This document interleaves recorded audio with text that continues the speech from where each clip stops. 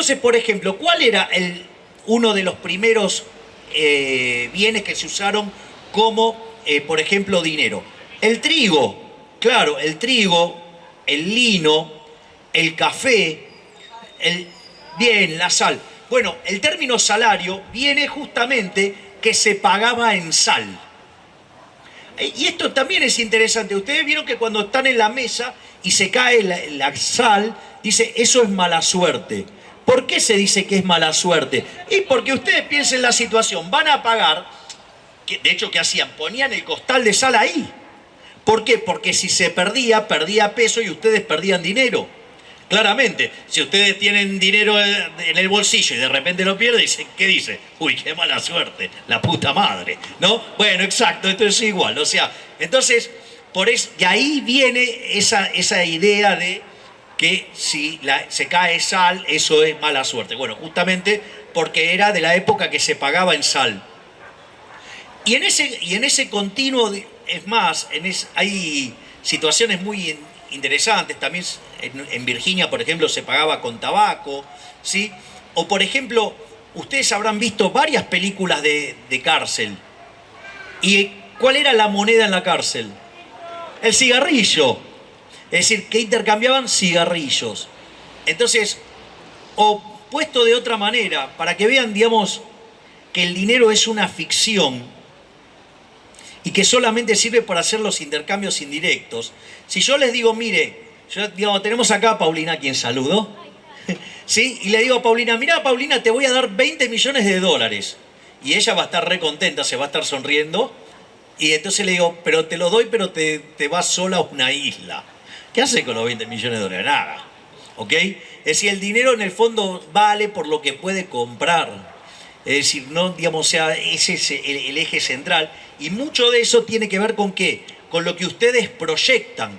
Si yo les doy dos billetes, uno, no sé, de 500 pesos y uno de 1000 pesos, y, digamos, técnicamente, en términos de lo que es el papel, son idénticamente iguales. ¿En qué difieren? En el color de la tinta, con lo cual eso no tiene una diferencial de valor, y que uno, digamos, tiene dibujado otro número. Ahora, si yo les digo, si yo al de 500 pesos le pongo un 0 atrás y le digo, dame 5 de 1000, ¿ustedes me lo darían? Y en pedo, ¿por qué? Porque en realidad ustedes, o sea, en ese billete proyectan algo y saben que ese 0 que yo dibujé ahí, digamos, no, es una falsificación demasiada burda y no permitida. Cosa que sí puede hacer el Banco Central. Yo no, pero el Banco Central sí lo puede hacer. Con lo cual deberían, ahí, o sea, la inmoralidad del Estado es que el Estado hace cosas que nosotros no podríamos hacer. ¿Se dan cuenta? Es decir, nosotros no podemos imprimir nuestros billetes, aun cuando el dinero es un origen privado. Entonces, por ejemplo, en la hiperinflación de Alemania, hay una anécdota muy graciosa de Milton Friedman. Nosotros los economistas siempre estamos viendo el tema de la liquidez para definir qué es demanda de dinero o no. Y entonces en un momento dice, es más, en la hiperinflación de Alemania se llegó a usar el coñac como moneda. Dice, esa es la definición de dinero más líquido que conocí en mi vida. O digo, también se llegaron a usar clavos. Es más, imprimían tan rápido.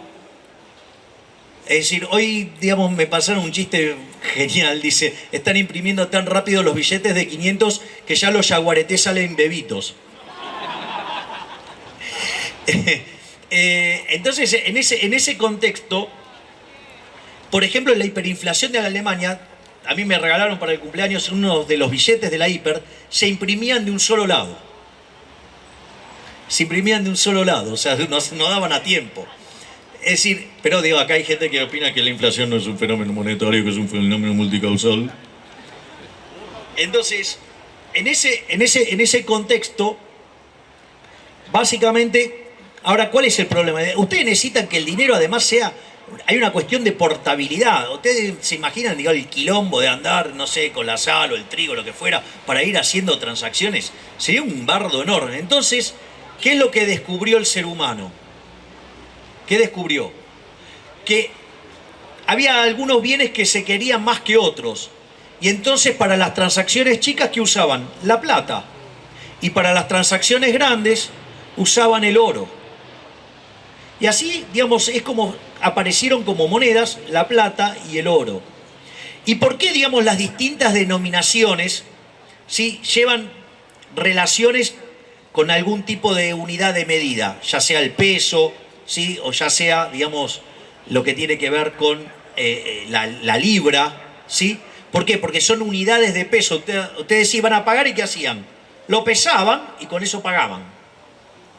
Sí, así, digamos, se fue organizando digamos, el dinero, la creación del dinero, una invención privada, o sea, no le inventó ningún jerarca, nada, sino una invención del sector privado.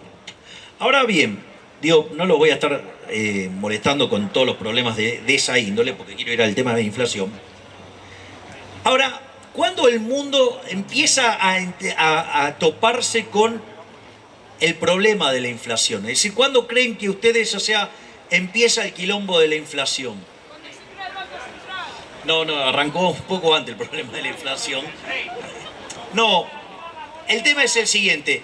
A ver, les voy a dar una pista. Los primeros que empezaron a estudiar el problema de la inflación eran lo que se llama en la historia del pensamiento económico los escolásticos. Es decir, los curas que estaban ¿en dónde? En la escuela de Salamanca. Es decir, en España. Es decir, durante el siglo XVI. ¿Por qué creen que pasó eso? Exactamente. ¿A qué vinieron a descubrir América? ¿Se vinieron a qué? Se llevaban el oro. Entonces, ¿se llevaban el oro a dónde? A España. Entonces entraba el oro en España y ¿qué descubrieron? Que empezó. ¿Y cómo es que valía menos? Porque en realidad, al generar el exceso de oferta de oro, el poder adquisitivo del oro, ¿qué hacía? Caía. Es decir, ustedes necesitaban más unidades monetarias. ¿Para qué? Para comprar lo mismo. Y ahí, digamos, también aparece Hume, que entiende la lógica que es a quien se le acredita el inicio de la teoría cuantitativa. ¿Y qué es lo que ve Hume? Que aquellos países que les ingresaba el oro se volvían muy caros. Entonces, ¿qué les pasaba? ¿Les convenía qué cosa? Comprar en el exterior. Y entonces el oro, ¿a dónde se iba? Se iba hasta los otros países. ¿Y cuándo se equilibraba esto? Cuando todos, digamos, habían llegado a un mismo nivel de precios corregido por el tipo de cambio, si quieren tomar un tipo de cambio, porque las monedas pesaban distinto. Es decir, que en el fondo, es decir, los españoles laburaron como negros, se vinieron hasta América, llevaron el oro y el oro terminó repartido, digamos, de la misma manera. ¿En dónde? En toda Europa, pero con precios más altos se expresó en oro. ¿Por qué? Porque había más oro. O sea, es como que dimos la vuelta y quedamos igual. Pero en el medio perdimos un montón de recursos. Ahora, la pregunta es, ¿y entonces por qué carajo lo hicieron? Bueno, porque hay un efecto que también es muy importante, que es la distribución del ingreso. El que recibe primero ese oro, ese que logró ¿qué? Y comprar más barato. Es decir, el que compra primero, compra más barato.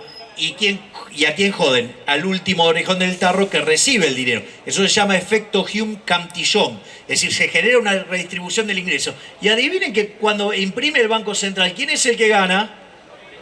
Los políticos. ¿Y quién es a la postre el que termina perdiendo? Los laburantes. Es decir, que el Banco Central es un mecanismo por el cual se estafa a los más vulnerables, que son aquellos que no tienen forma de escapar del impuesto inflacionario. Ahora bien, entonces estamos ya en condiciones de ver la naturaleza monetaria de la inflación.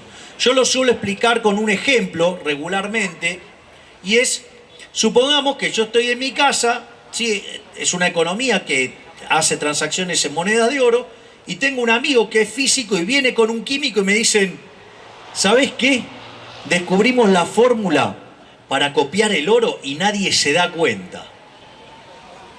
Entonces, mirá vos qué interesante. Entonces, ¿qué empezamos a hacer? Empezamos a comprar plástico, ¿para qué? Para fabricar oro. Para comprar, exactamente, para fabricar oro. Ahora, ¿cuál es el tema? Empieza a subir el precio del plástico y nosotros recibimos ese plástico. Entonces, ¿ahora qué hacemos? Lo convertimos a oro. Mientras que ese oro está en mi casa, es solamente ¿qué? Una falsificación. ¿Hay delito? No, ¿por qué? Porque está todavía en mi casa. Al estar en mi casa, todavía eso no constituye delito. ¿Cuándo se lleva adelante el delito?